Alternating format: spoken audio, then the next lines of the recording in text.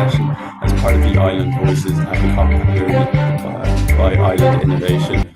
These sessions highlight bold leadership and practical solutions from islands and coastal communities around the world.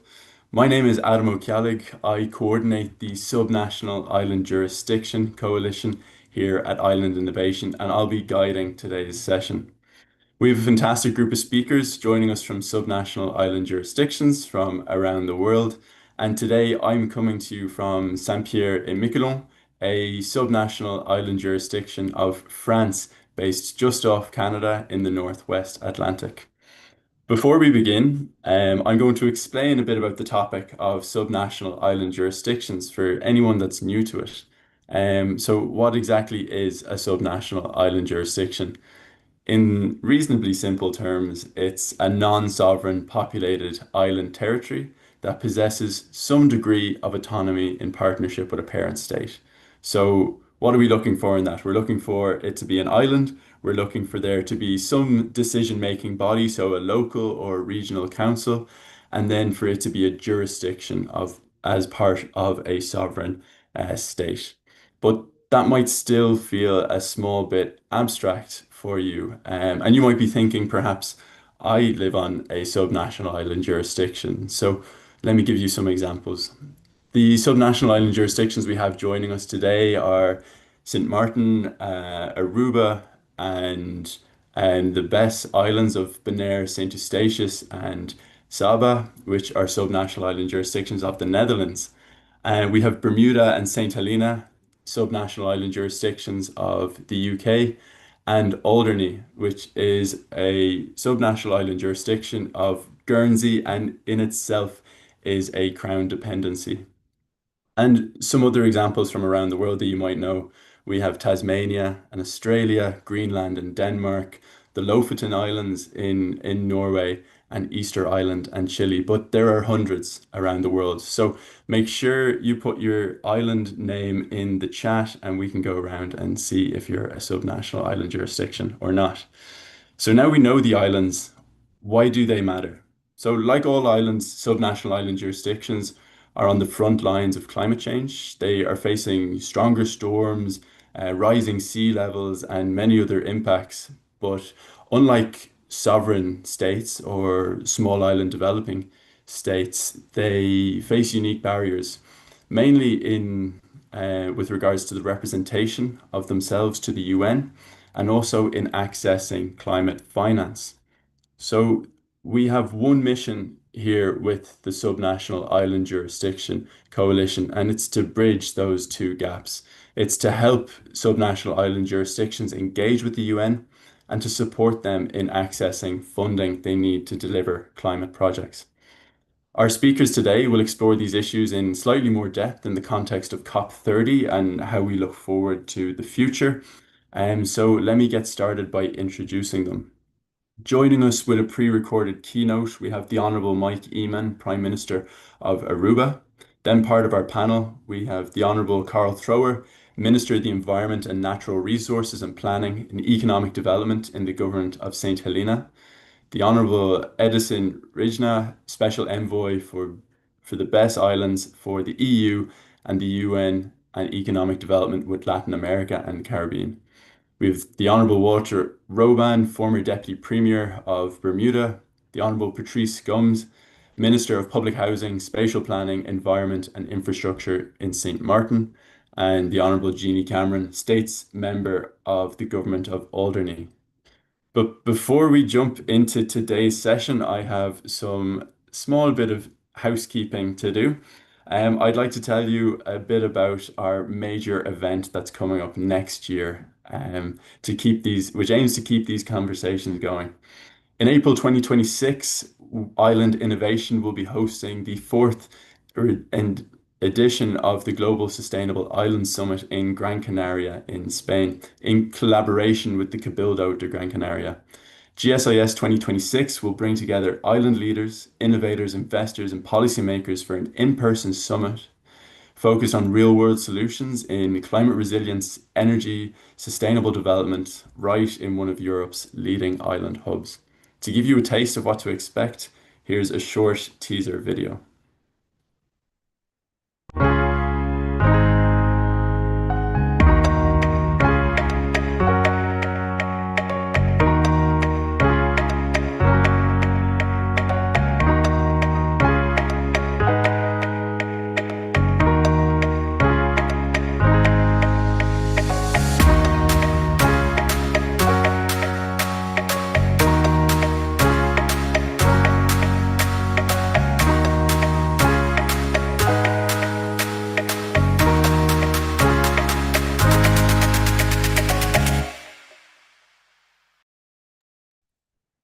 It looks fantastic, doesn't it? We had such a great time last year in St. Kitts and Nevis, and we're really looking forward to Gran Canaria in 2026.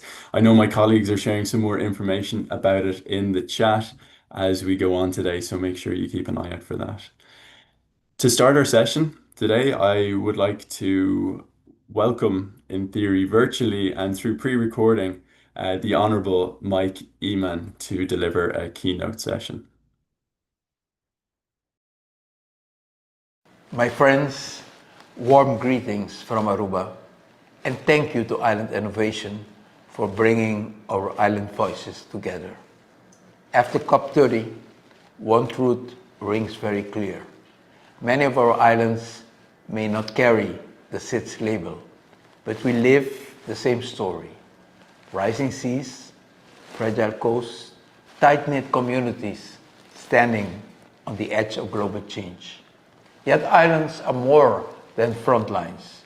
We are laboratories of possibilities, places where decisions are felt immediately, where innovation can move with the speed of trust, or where the common good can guide us like a steady compass. In Aruba, that compass is shaping renewal. We are closing the long industrial chapter of our refinery and turning its vast landscape into a new horizon. A place for clean energy, innovation, and green public spaces. A symbol that even endings can become beginnings. Through Sembra Speranza, sow hope, our reforestation movement, we plant not just trees, but hope. Cooling our streets, easing floods, stitching nature back into daily life. And through our National Climate Resilience Council, we bring government, experts, and citizens around one table, turning knowledge into action. But to truly carry COP30 forward and COP31st, SNIJs need two essentials: direct access to climate finance, so solutions can rise from the ground up, and technical support, shaped for islands, practical use, local and rooted in our realities. Give islands the tools, and we will show the world how regeneration looks in practice.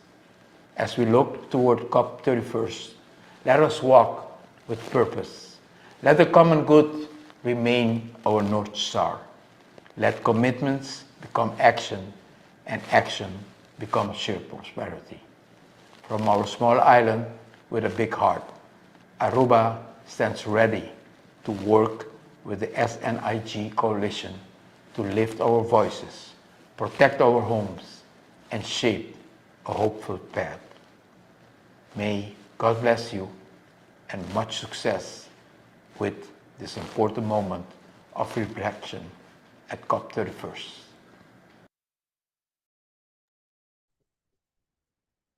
Thank you very much to the Honourable Prime Minister Mike Eman for that keynote.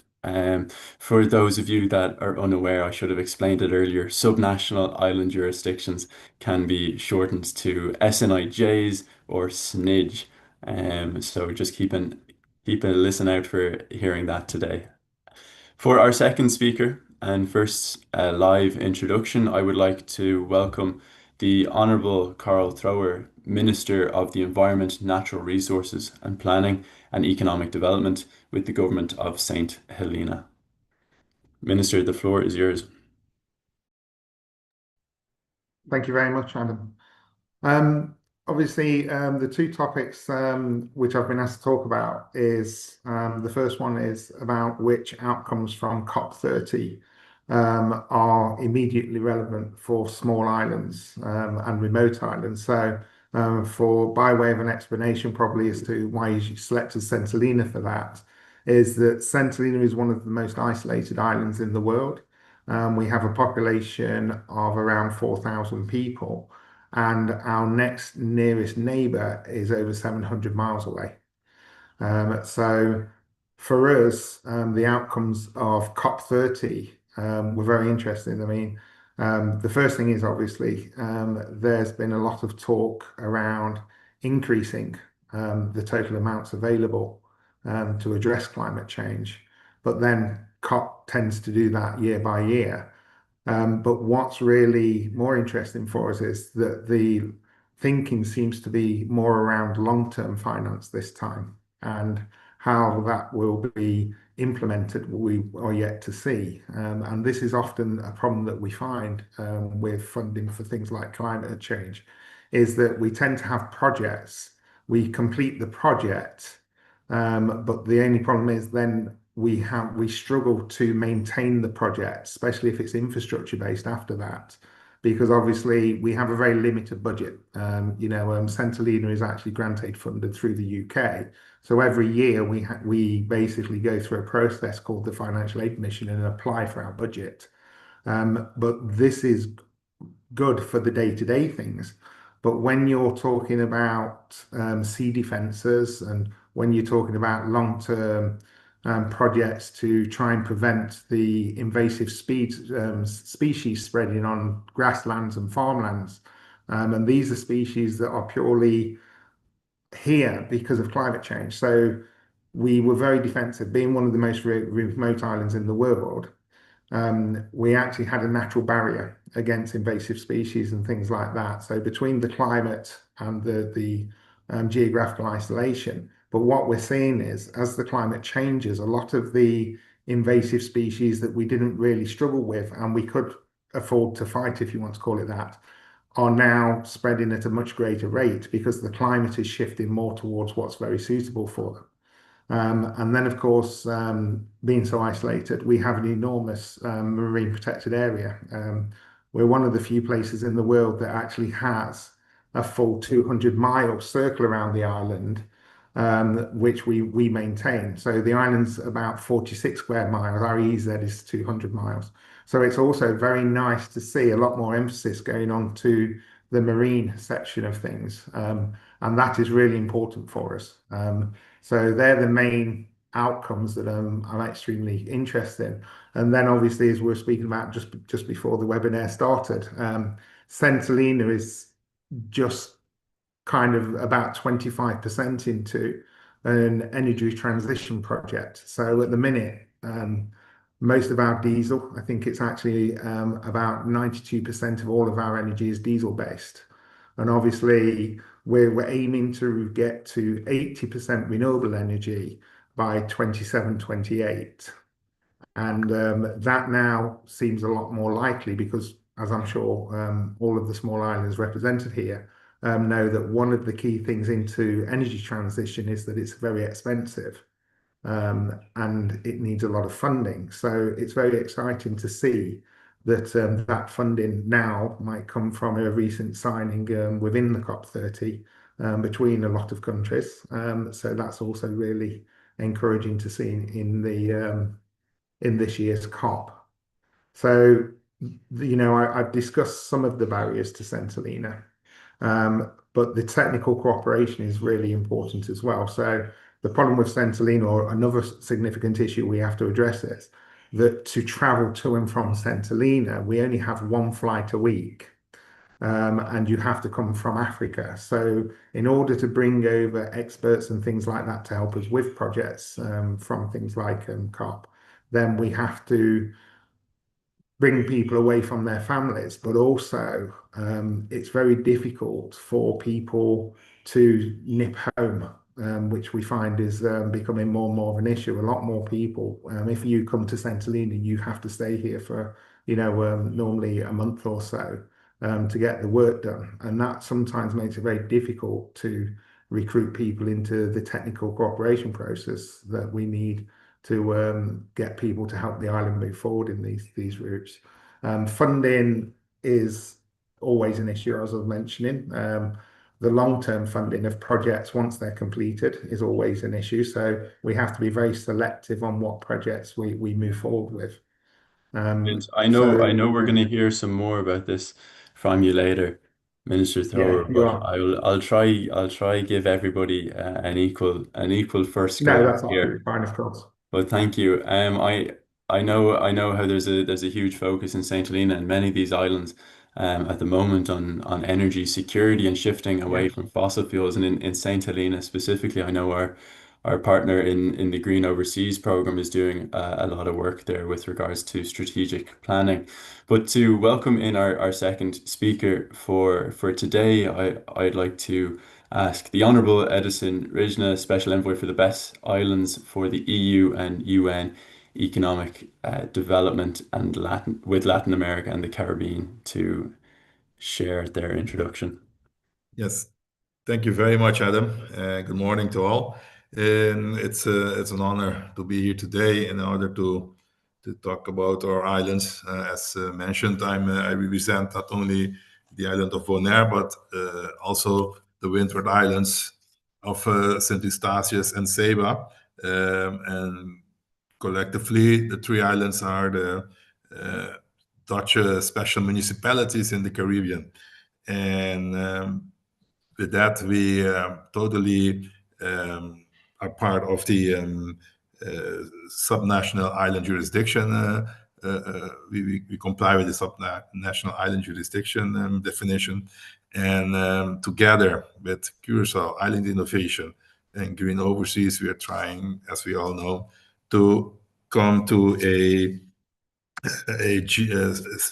SNIJ label in order for our islands to be able to get financing for things, for instance, like climate change, etc. To give an example on the direct effects of climate change to our islands, I can give an example of the island which I live on and which I grew up here is the island of Bonaire. Considering the climate change and rising sea levels, if the calculations which were shown in different researchers show that within 20 to 25 years, 1/5 of the island will be submerged under seawater if it continues like it is right now.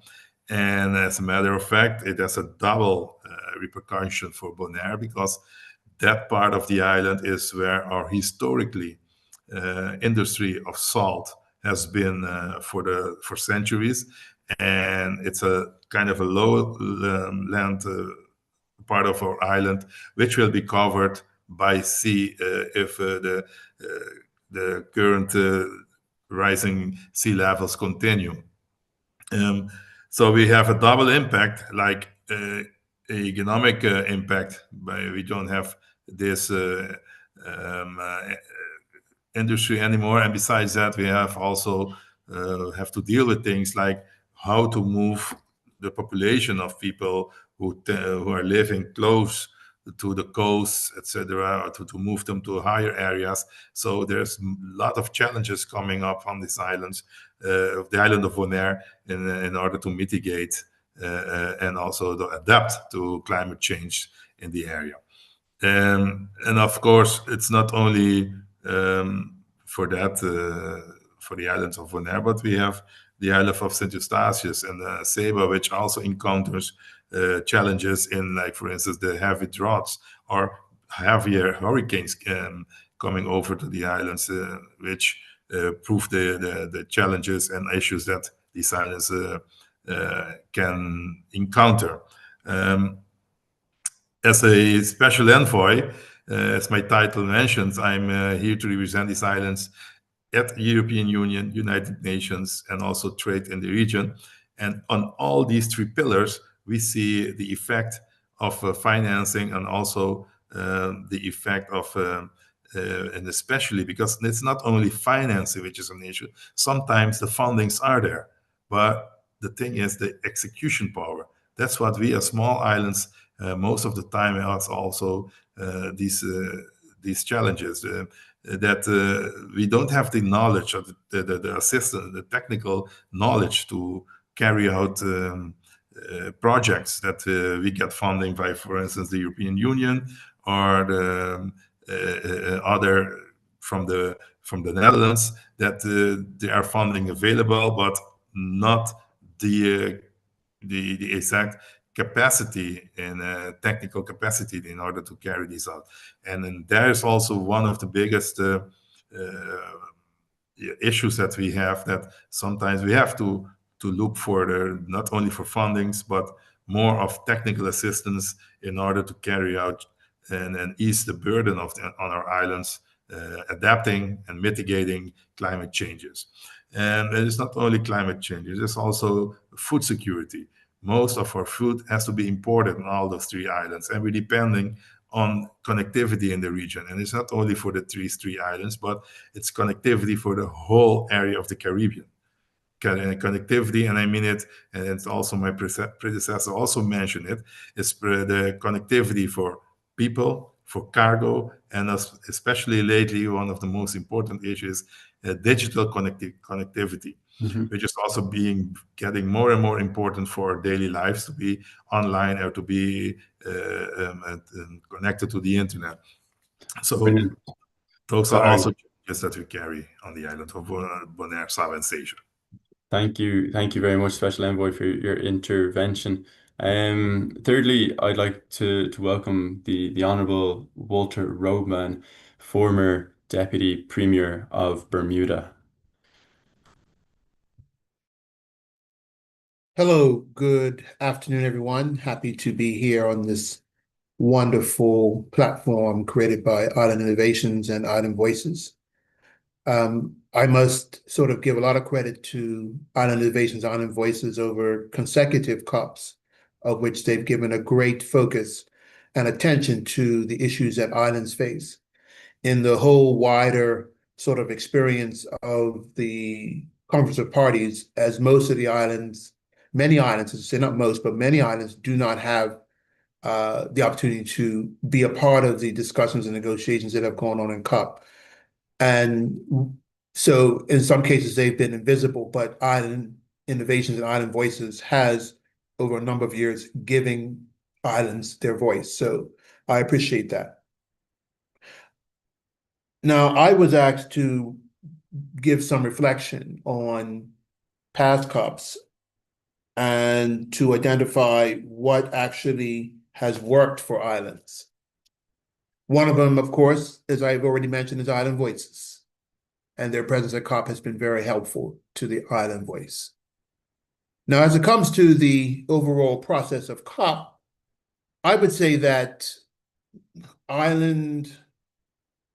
what has worked for islands has been sort of perhaps sporadic.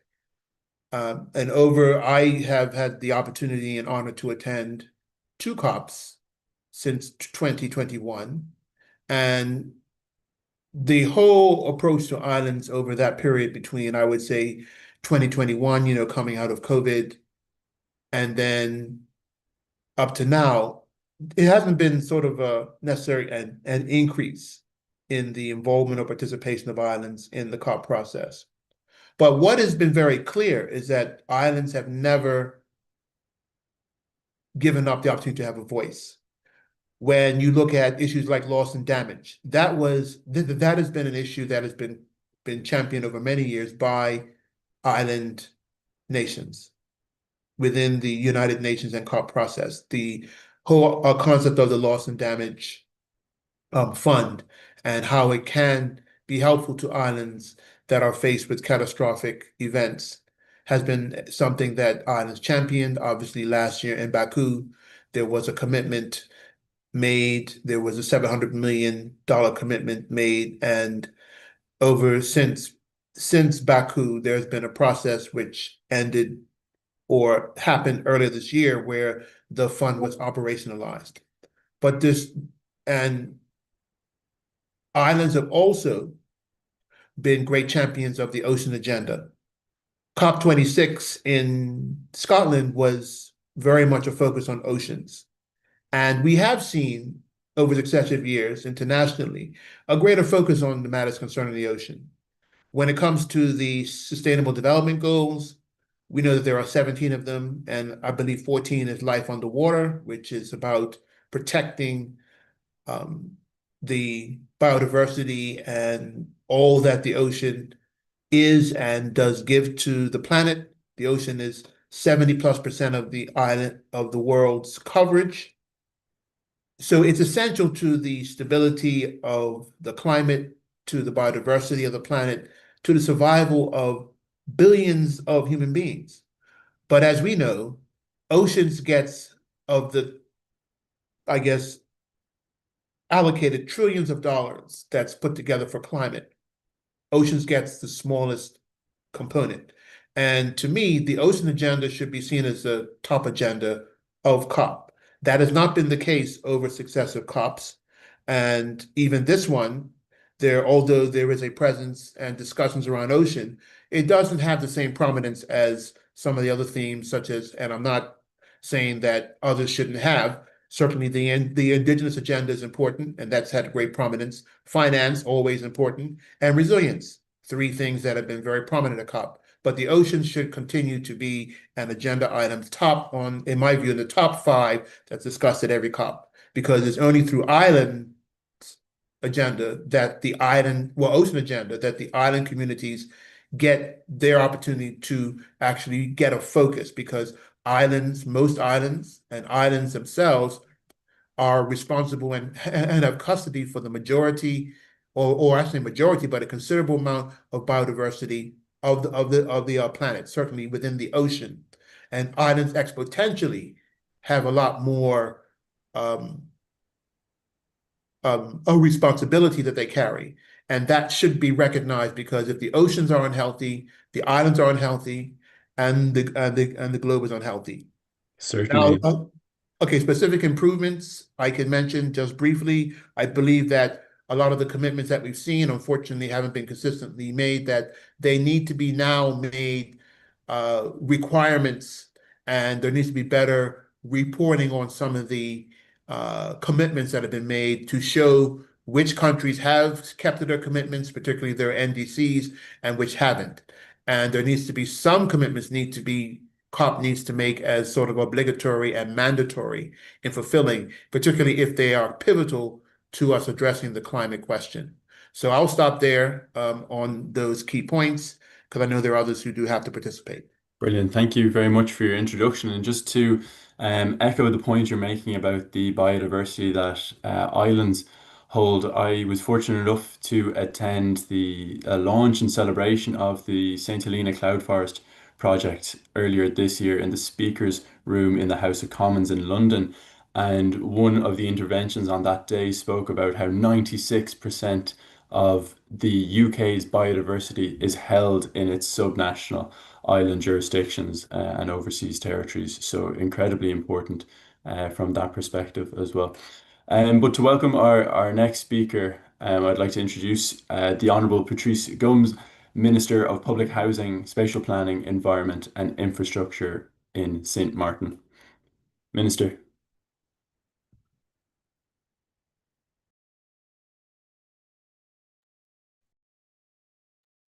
Apologies, still muted. Hello, everyone. Thank you again to Island Innovations for having us, and of course, in this auspicious occasion of COP30. Coming from the island of St. Martin, which is a very small island of about 37 square miles in the Caribbean. We are part of the Kingdom of the Netherlands, along with Aruba. And St. Martin is unique because we share a very small island with the French Republic as well. So half of our islands is actually French. And one of the key things, I think, for us, and as well with subnational islands, one of the biggest challenges that we all face is this sort of critical access to financing. And I think what we've taken out of the whole entire discussion of what's happened with COP30 recently is, of course, that despite the challenges of access to financing and this whole designation that we face, not being, as the Aruba Prime Minister said, SIDS, what COP does give us is really the leverage to strengthen our national asks. I think it's also the language that we need to have to align our planning and with global priorities. And I think visibility in how other islands are solving the problem. And I just want to quickly go through about 3 or 4 points in which I think really outline this discussion really nicely in terms of COP giving us the tools, innovation, and visibility. We can think very quickly of the Blue NDC Challenge, as well as, of course, the One Ocean Partnership, which is looking at 20 billion for regenerative seascapes. Very much the mangrove salt marsh breakthroughs was dedicating finance and implementation tools. In particular for us at St. Martin, a small island, our own toolkit. COP30 accelerates this relevance. We are actually strengthening very much our own institutional architecture currently to absorb as well climate financing. A lot of strengthening in 3 particular areas: our new disaster risk management office, which actually was going to help with coordinating emergency planning, leading multi-hazard risk assessments, and of course, linking climate data to real operational decisions. The climate impact atlas we actually have working on, it's funded by the International Partnerships for Deltas and Coastlines as well. It's providing us hazard maps, flood modeling, and actually really well aligns with COP30's transparency and accountability tools, as well as its ocean ecosystem dashboards. And then to that point as well, zoning and green concepts. I think the strong relevance of these tools is that we're looking to as well embed our climate risk into zoning. We currently don't have any kind of zoning of our very small country, which is many challenges. And of course, the green zoning element, which helps to protect mangroves, wetlands, as well as the blue-green integration of that within our maps and our spaces for flood mitigation as well. And then of course, we look at the idea of what we're doing at home, which is National Adaptation Framework, which will help bridge climate science with investment planning, which is really critical for a very small and dependent on tourism and external investment. The fourth point, I think, in which we look at what COP gives us is in terms of shifting the idea of this sort of move from recovery to resilience. We had a massive hurricane 2017, Hurricane Irma. It was about almost $200 million or $2 billion, sorry, in damages. So quite a significant multiplier effect to our actual GDP. And of course, it's this idea of we move away from recovery and actually look at how we take the lessons and the tools from COP into making a more resilient planning and economic, as well as environmental move for our country. And then, of course, the most obvious one, COP as a space for learning from other islands. I think St. Helena mentioned really much the challenges regarding infrastructure, and that being linked to the budget constraints. Very similarly, we have similar constraints. We have the similar constraints around also the idea of energy transition that Aruba spoke about. And of course, very much like what Bermuda mentioned too, you look at the challenges around oceans, and one of the challenges of Caribbean countries as a whole is how do you find that balance between tourism and economic growth and also environmental protection. So we're really focusing on how to make that possible. And I think, you know, these are not tangible, these are not abstract, they're very much tangible.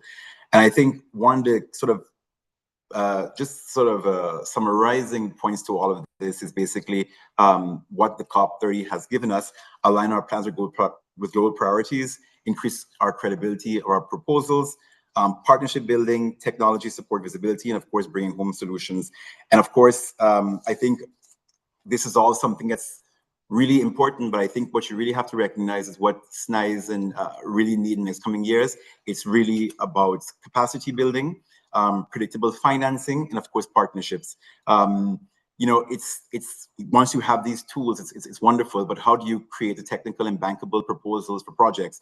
So the capacity is really important for SNIJs. I think it's something we can all agree that we can share on. Predictable financing, so pre-investment work, feasibility studies, EIAs, engineering designs are really critical. And how do we get those funded to actually make these projects possible? And of course, partnerships. We don't have to reinvent the wheel. I think a lot of the challenges and a lot of the solutions to the challenges are within our island communities. It's just a question of sharing that data stronger between ourselves, within our sort of our kingdom, and other partnerships within our parent companies are very important to this. And of course, you know, clear communication lines through the partnerships are really vital to ensure that we can move forward together.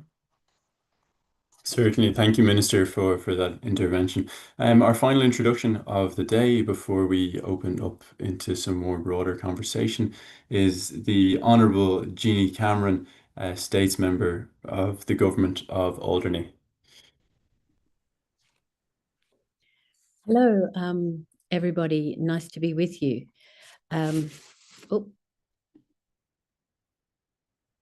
Sorry about that. Button wasn't working. Yes, nice to be with you all. I'm from the Channel Islands, from the island of Alderney. Alderney is the closest island to France. It's only 7 miles from France, and it's part of the bailiwick of Guernsey. Guernsey is made up of 4 of the Channel Islands, Alderney, Sark, Herm, and Guernsey itself. And we have a population of about 2,000 residents, and we're 3 miles by 1.5 miles, so quite a small island. We are self-governing in most domestic matters, but we share defence and international representation is through the UK, but we receive no funding at all from the UK or like British overseas territories do. We are in a fiscal relationship with Guernsey, which occurred after the Second World War, in which we pay our income tax to Guernsey in return for certain services like health, education, and a few others. We have 10 elected members, of which I am one. We have a committee system of government. So I look after finance, but I'm also in the Economic and Development Committee. We have challenges and strengths on Alderney. Obviously, some of the others have mentioned, St. Helena's mentioned, we have limited air and sea links, which constrain growth, resilience, and access to the island. It's difficult to get there, and everything needs to be imported. We're small scale, tourism based, which limits diversification and creates dependence on a very narrow base. But our strength really is in our natural resources. We sit at the heart of some of Europe's strongest tidal flows, what is known as the Alderney Race between France and our island. We have potential for solar, wind, and other renewables, but currently they are all untapped. The scale of Alderney makes us an ideal testbed for innovation, but where projects can be piloted, proven, and refined quickly. But when you look at COP30 and the context, 2 of the areas COP30 is focusing on in themes is the reduction of fossil fuels and climate financing, and both of those are applicable to Alderney. We are entirely off-grid. All electricity is produced locally. Currently, we're almost a bit like Selena, but we're 100% diesel-based. 1.6 million litres of diesel and 2 million litres of kerosene are burned annually. This creates a carbon burden and a cost risk as global oil price swings flow directly onto household and businesses. So the average cost, as I think, of a kilowatt per hour energy is US 17 cents. Europe, I think, is about 23 cents. And in Alderney, it's 71 cents per kilowatt hour. So probably one of the most expensive electricity prices. So in terms of reduction in fossil fuels, that's essential for us, not just in a climate change capacity, but in a reduction of costs for local residents. But that said, Alderney Electricity has set a 3x3 policy, which was to be 30% renewables by 2026. Well, we're not there because we don't have any as yet. We're about to implement some solar, but everything that we have will be backed by an upgrading of battery storage when we do bring on board tidal, especially. Our Alderney Race is equivalent to the tidal, 2 nuclear plants worth of energy, working with commercial partners if we could achieve that. Wind, we have some small projects engaging with Guernsey, being started. So there are lots of challenges that we face as a small island. We have a small population, which makes finance harder. We have limited local capacity for capital, no external partners or investors at the moment. We lack subsidy mechanisms of any form compared with the UK and EU islands and overseas territories. And transition often takes years, so diesel remains a vital for us until such time as renewables are fully integrated. So in summary, really, energy is not just a utility issue for us, it underpins our entire future economy. And our journey shows how even the smallest islands can chart ambitious, realistic transitions. And that's exactly what we want to do. The goal to achieve a resilient, affordable, sustainable Alderney with renewables going forward. Thank you. Thank you very much for that intervention. Now we're going to all come together for a an open conversation between all our speakers for the final stretch of this panel session. So I'd like to start off just by maybe talking about COP30 a bit more, and I might turn to Minister Gums for the first question. Was there anything in COP30 now that stands out to you as a real success for islands, or perhaps on the contrary, you can speak to something that's maybe not sitting quite right? You're on mute there.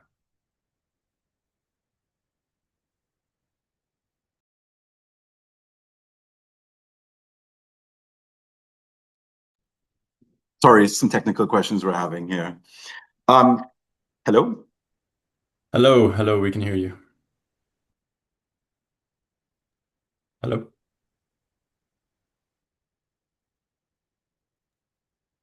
We can start the questions by going a different direction, and perhaps um, former Deputy Premier Roban, perhaps you can take a similar question. Is there anything that you saw stand out to you? I know you spoke about how oceans weren't necessarily at the forefront of COP30 this year, but were there any positives that you saw in respect of islands?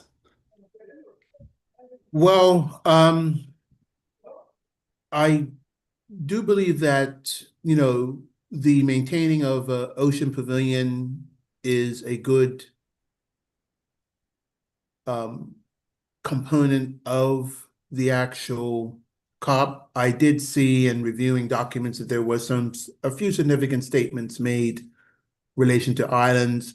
You have the presence of groups such as CARICOM that are there to have a strong voice for islands.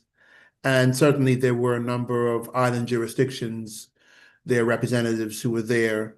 And particularly when you look at what's happened in the Pacific with severe storms, and let's not forget what's happened over the last couple of years in the Caribbean. The presence of islands and some of our Oceania and other members, them continuing to be there is a very good thing. I still have some issue with the agenda of COP, particularly this year, where there isn't much focus on islands. But again, I appreciate that other issues do have to have their fullness of discussion at COP. There is discussion that this COP is kind of a pivotal one as to where we go next. My hope is that island voices will continue to be looked at for a perspective around where the planet will go when it comes to addressing climate issues. But again, I think it's always a wait and see sort of like posture one should have, because you're really not until the end do you get to kind of assess what's really been positive or negative when it comes to the perspective around islands and ocean, just as the last COP was and previous COPs have been. You kind of have to wait till the end to find out what's been decided, what's been put forth, and what the direction is on some key issues. Certainly, and I think we can speak a bit more in a few minutes about what islands are looking forward to in the future, particularly in respect of COP31 and perhaps a decision that went against islands only in the last 24 hours. But sort of taking this idea of islands in the Caribbean being representing themselves, subnational island jurisdictions have the ability to be represented by the Caribbean community, CARICOM, at COP, with Bermuda being an associate member, of course. But Minister Thrower, for Saint Helena, let's say, is there an organization that you feel, perhaps it's UCATA, do you feel represented at COP, or is there space that you're able to take? Is Saint Helena There present? was. We actually were offered to be able to go to COP, and unfortunately, I'd just taken my ministerial post, so it was extremely quick to attend such a big event. And also, I chose, because of where we were and the importance of the energy transition, to focus on the energy transition this year. And then obviously we were given the chance to join COP virtually for some things as well. But generally, I think that the UK government does do us quite a good service when it comes to attending COP and participating in COP. But then I also agree with what's been said, where the overall island voice still isn't being heard quite loud enough at COP generally. Because at the end of the day, I think that the islands are ultimately going to be the first people to pay the heavy price of climate change, but we're not being prioritized in order to be able to mitigate against the changes that are necessary in order to address those challenges. Certainly. And when you're joining COP online, or your ministerial colleagues or the Chief Minister in St. Helena, was there anything that you saw as being a positive takeaway so far, Yeah, I positive think discussions in respective generally islands? there was quite a few, but it's very difficult to point out one that stands above everything else. So, like I said, obviously you normally get that increase of funding, which was there. We've got transparent monitoring and reporting metrics for resilience are being looked at again, and the alignment of climate action with sustainable development. So all of those are positive, but nothing really stands out as, I think that the big step is yet to be taken. And I think it's up to the islands basically to, maybe the islands as a group, we're still not speaking with a loud enough voice. Yeah, very, very good. And perhaps, Jeannie, I'm not sure. Has Alderney been present at COP previously? Potentially, is it something that you guys recognize as a priority for you, or do you think your time and energy and finances are better spent elsewhere? Well, to be honest, I mean, I've only been elected for some month or since March. I've not seen anything come across our desk in terms of the UK's participation, or even Guernsey's participation in COP30. So it's something I'm going to go back and ask about, because I think, we are supposed to be represented, in Alderney's case, either by the UK or by Guernsey, but I don't recall seeing anything for any COP, not just COP30. But I think, given the significant importance that this has for us, it's something that we ought to be, like, from what other speakers and what I've learned from them, is really important for us. So that is something I will definitely be following up on. I mean, I remember last time I spoke with Small Islands Innovations, Lindsay de Soumarais, who's the Chief Minister of Guernsey, was involved.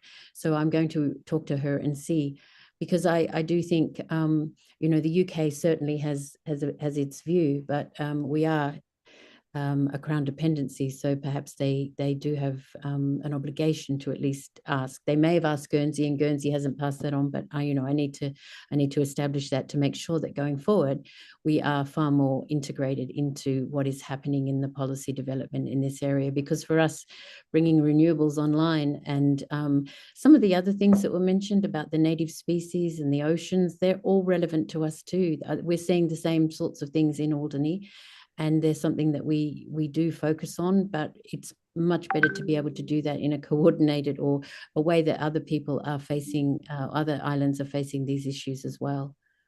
Certainly. And I think we probably could have been having a very different conversation here today if the news that we received about COP31 over the last 24 hours had been positive in respect of Australia's bid to host it alongside the Pacific. Now, I know there seems to be some agreement they've struck with Turkey, but ultimately it won't have the same focus as it being solely in Australia, with the Pacific as the co-hosts. Minister Gums, you're back with us.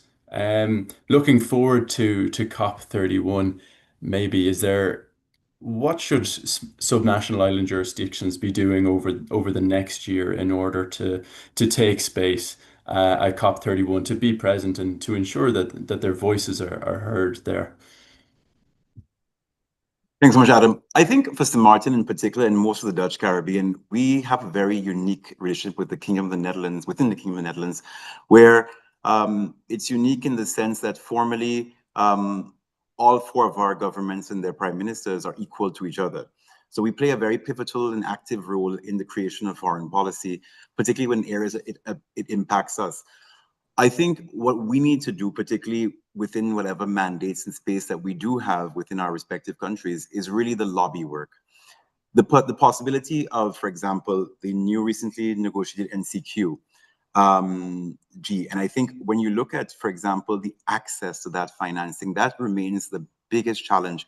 In a conversation I had about maybe at 2 or 3 UNGAs already with the UN Office for the landlocked countries, small islands, developing states, their biggest discussion has been, look, we recognize the fact that you are exactly the same as all developing countries.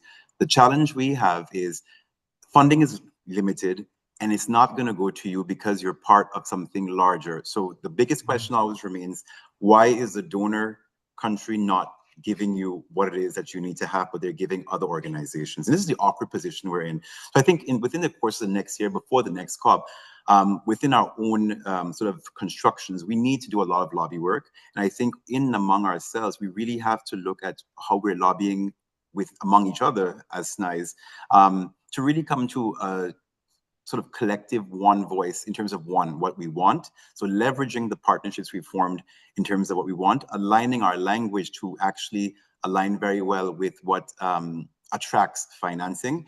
And I think also looking at the fact that internally we have to make sure that every single accelerated plan that we have, it does match what people are funding outside of the SNI relationship.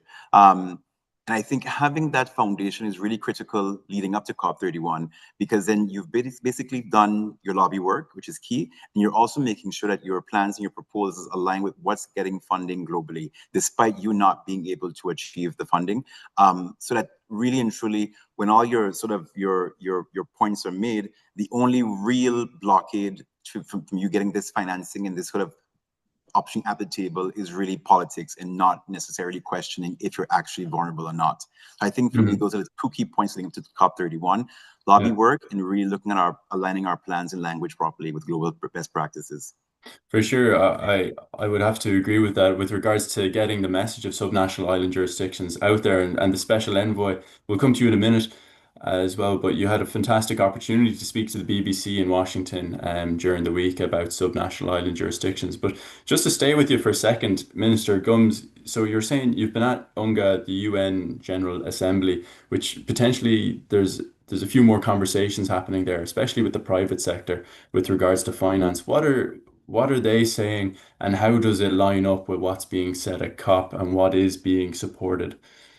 Yeah, so I think one of the key things that I've taken away from my meetings in UNGA, it's 2 phases. It's one, legally, politically, the funding is a challenge, but also the scope and scale of our projects in small islands is also very challenging. So I think that's where the benefit of partnerships comes in.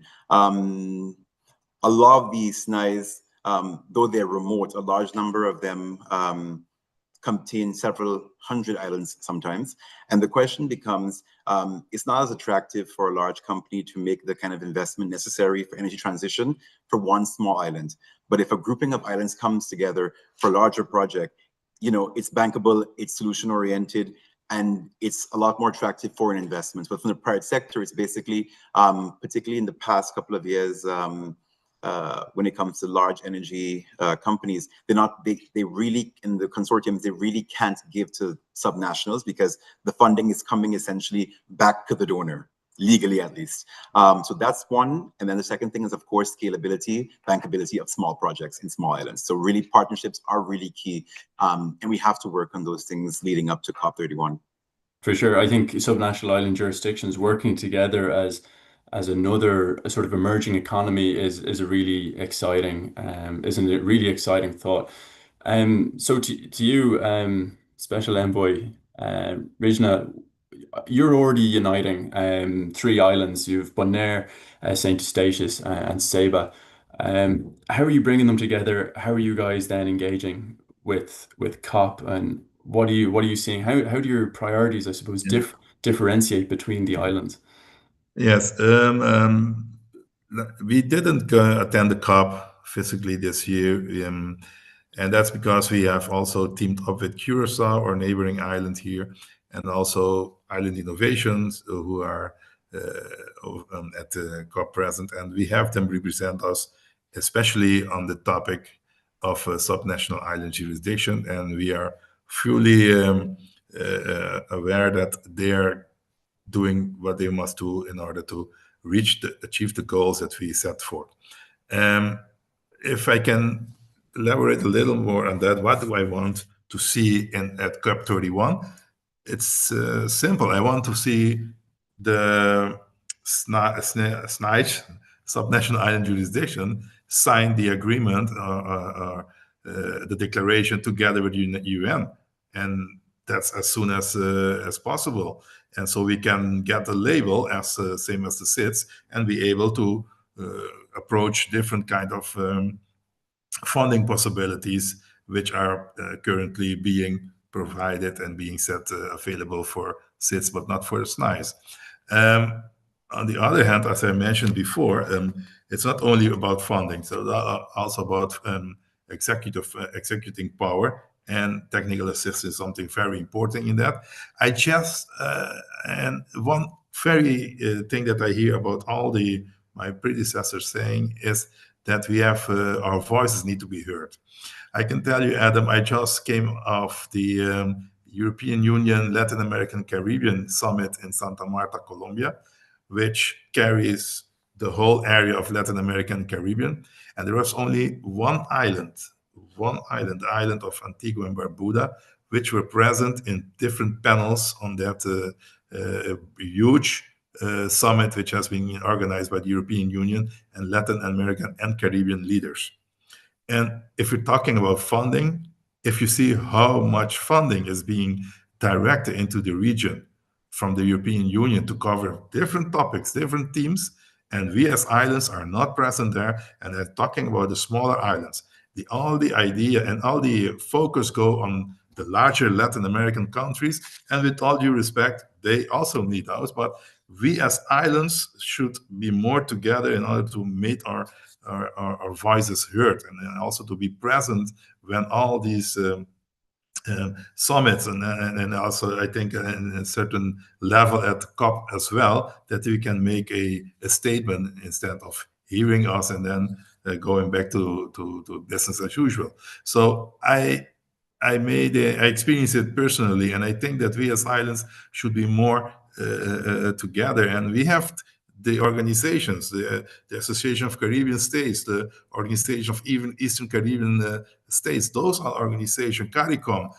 We should be more present and demanding in certain level issues, and to be heard, and also to be have access to financing and technical assistance in helping our island. So that is my point when it comes to which stance do we have together on the issues of being present at the summits and COPs, things like that.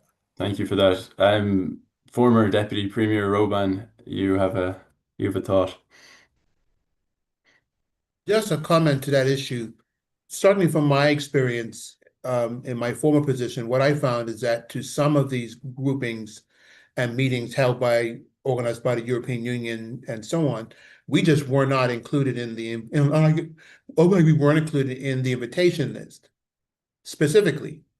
Now, maybe the invitations have gone to the administrating authority, such as Netherlands or the UK or whoever, but that's really what happens. And so that needs to be a conversations with the with our respective governments to make them aware that these groupings we are interested in, and we should be invited or have the opportunity to attend. But what I'm finding is that when it comes to some of those larger meetings that are held in Latin America that say Caribbean, it doesn't really mean Caribbean. That's really the focus is on Latin America and all of its extending like connections. I know from my own experience that CARICOM has made an effort to be very opening to Martinique, to Guadeloupe. Certainly, Curacao has recently become a associate member, and others have expressed an interest in becoming associate members as well. And CARICOM would likely be open to the other smaller jurisdictions in the region, such as St. Martin or Sabre or like Eustatius, being actually interested in like being involved with CARICOM. I think they would probably be interested in that if those overtures could be made. But my like main point is that with some of these larger groupings, as Edison said, we're just not invited. It's just, you don't find it, even though they are talking about issues that pertain to us. I find that we're not invited. Certainly. And or if you are, I suppose, in respect of Bermuda and others being, as you said, associate members of CARICOM, they might just fall through the cracks because they mightn't hold full membership of that representative group. And I suppose that just highlights the importance of the work that the Subnational Island Jurisdiction Coalition is trying to do. It's a coalition that is developed for subnational island jurisdictions by subnational island jurisdictions, again, as I said earlier, with the key focus of increasing their representation at an international level, particularly to the UN, and also supporting their access to climate finance, amongst many other things.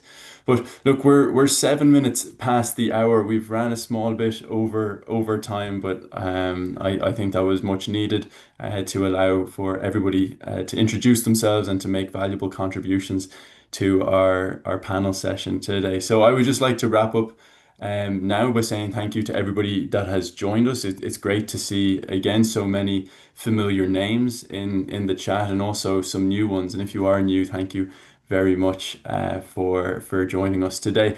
As I said earlier, we will be hosting, Island Innovation will be hosting the Global Sustainable Island Summit next April in Gran Canaria from the 20th to the 22nd in conjunction with the Cabildo de Gran Canaria, of which there is more information in the chat and on our website at Island Innovation. But for now, all I'd like to do is to say thank you for our speakers that have joined us, including Minister Gums, who's had to drop off. And yes, I've really appreciated your company and your discussion today, and I look forward to continuing conversations into the future. So thank you.